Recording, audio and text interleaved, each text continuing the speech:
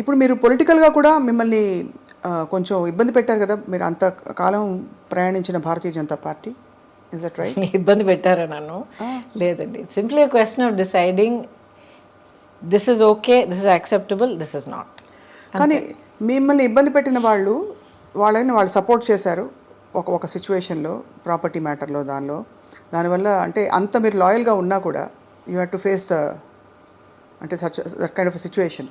దానికి ఎలా డీల్ చేశారు? Again it's an individual thing అండి. ఇప్పుడు అందరూ they happen to belong to the party, but లేకపోతే ఇట్స్ అన్ ఇండివిజువల్ డెసిషన్ కదా. అంతే అంతే, అవును అంతే. సో అంతకన్నా ఎక్కువగా నేను దాన్ని పెద్దగా పర్సనల్గా తీసుకుని మనసు కుంగిపోయి అదంతా అవ్వలేదు. అసలు పొలిటికల్గా రావడానికి కారణం మీరు ఇండస్ట్రీ అంటే ఎందుకంటే ఆ టైంలో నేను జాయిన్ అయినప్పుడు వెంకయ్య నాయుడు గారు పార్టీ ప్రెసిడెంట్, ఆ తర్వాత Advani garu, Vajpayee garu prime minister candidate అప్పుడు. అండ్ దేశంలో ఉన్న వాతావరణం, then this was the right choice. Vajpayee garu మనకి ఇప్పుడు ఈ పరిస్థితిలో మనకు కావాలి as a leader, as a prime minister అన్న ఒక ఫుల్ కాన్ఫిడెన్స్ ఉండింది అనమాట. సో ఆ నమ్మకంతో నా వల్ల as a known person, as ఒక సెలబ్రిటీ అన్న ఒక ప్లేస్ ఉండటం వల్ల what can I do to work for that. That was my only motivation. ఎప్పుడు అంటే ప్రత్యక్షంగా దిగి పోటీ చేయాలన్న ఆలోచన లేదు, అలా అనుకుని ఉండుంటే నా లైఫ్ ట్రాజెక్టరీ వేరేలాగా ఉండేది. పార్టీలో చాలా రెస్పెక్ట్ ఇచ్చారు, చాలా వెల్కమ్ చేశారు. నేషనల్ లెవెల్లో పదవులైనా లేకపోతే సీట్ కంటెస్ట్ చేయడానికి సీట్ ఆఫర్ చేశారు, బట్ అసలు లేదండి. ఇప్పటికే ఆలోచన లేదా? ఎందుకంటే లైఫ్లో ఏ స్టేజ్లో ఏది జరగాలో అది జరగాలి. You have to go through a logical phase in life. Correct correct, that makes sense. And మీరు అలాగే అల్లుకుంటూ ఇప్పుడు శుభలక్ష్మి ఈస్ గ్రోన్ అప్ కదా. She was always my priority అండి. ప్రయారిటీ. ఇప్పుడు అన్నాడీఎంకే జాయిన్ అయ్యారు, ఏఐఏడిఎంకే జాయిన్ అయ్యారు. అంతకుముందు మీకు జయలలిత గారితో చాలా అనుబంధం ఉండిందండి? ఒక ఫ్యూ టైమ్స్ నేను కలిశాను. అది ఏంటో తెలియదండి. She's there in your heart. Always been there. నేను పార్టీ నుంచి last year I resign from BJP. Before that many years she's been there. నా డీపీ కానీ ఏమైనా మీరు చూడండి ఆవిడే ఉంటారు.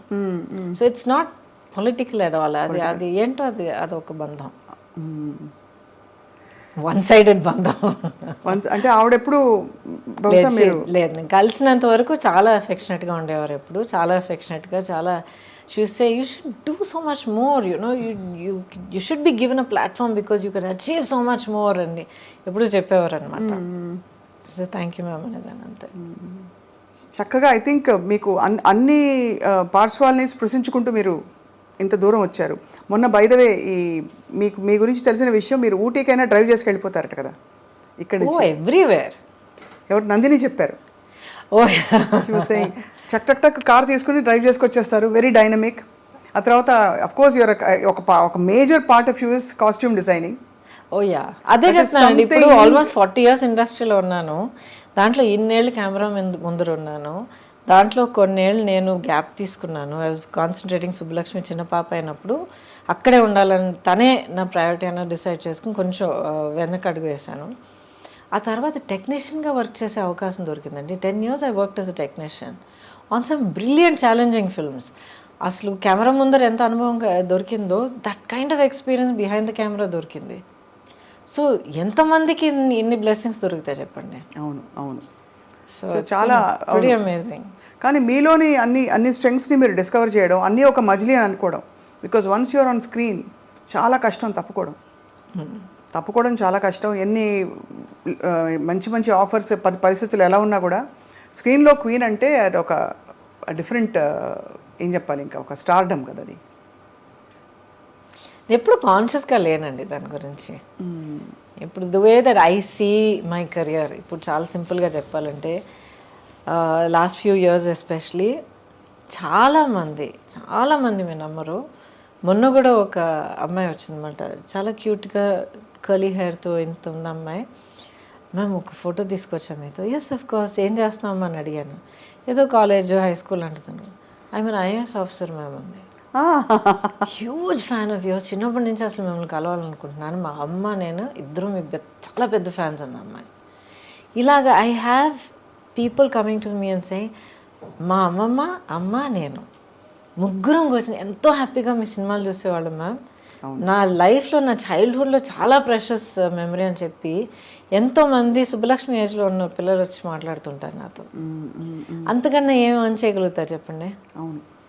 వాట్ ఎల్స్ యాజ్ ఒక హ్యూమన్ బీయింగ్గా, యాజ్ అ ప్రొఫెషనల్గా, కెరియర్ పర్సన్ ఎలాగైనా మీరు తీసుకోండి, అంతకన్నా ఏం ఆన్ చేయగలుగుతాం? డబ్బులా, పదవులా, అంతస్తులా? ప్రేమ, అభిమానం వీటన్నిటి ముందు అసలు. యా. మీరు టెక్నీషియన్గా వర్క్ చేసినప్పుడు ఈ fashion designing and costume designing చేయడం, దానికి నేపథ్యం అయినా ఉండిందా? Did you have a professional background or interest? No, other than my career. అంతకు ముందరే నా కెరియర్ 20 years ఉండింది. అండ్ చాలా వరకు నా కాస్ట్యూమ్స్ ఎప్పుడు నేనే చేసుకునేదాన్ని. బట్ ఎప్పుడు నా ఫోకస్ బర్డ్స్ ఐ వ్యూలో ఉండేదన్నమాట. ఒక ఆర్టిస్ట్గా నేనేం క్యారెక్టర్ చేస్తున్నాను, నా చుట్టూ ఉన్న వాళ్ళు ఎలా చేస్తున్నారు, నా డైలాగ్ ఎలా ఉంటే వీళ్ళ డైలాగ్ ఎలా రావాలి, ఆ తర్వాత ఆ లైట్స్ ఏంటి, ఇదేంటి, అదేంటి. సో ఒక స్టేజ్ బై స్టేజ్ ఒక్కొక్క ఫీల్డ్లోనూ ఒక ఇంట్రెస్ట్ ఎప్పుడు ఉండేది. సైలెంట్గా అబ్జర్వ్ చేసి నేర్చుకుంటూ ఉన్నాను అనమాట. సో ఈ అవకాశం వచ్చినప్పుడు it took me not even 1 second. Yes, I will do it.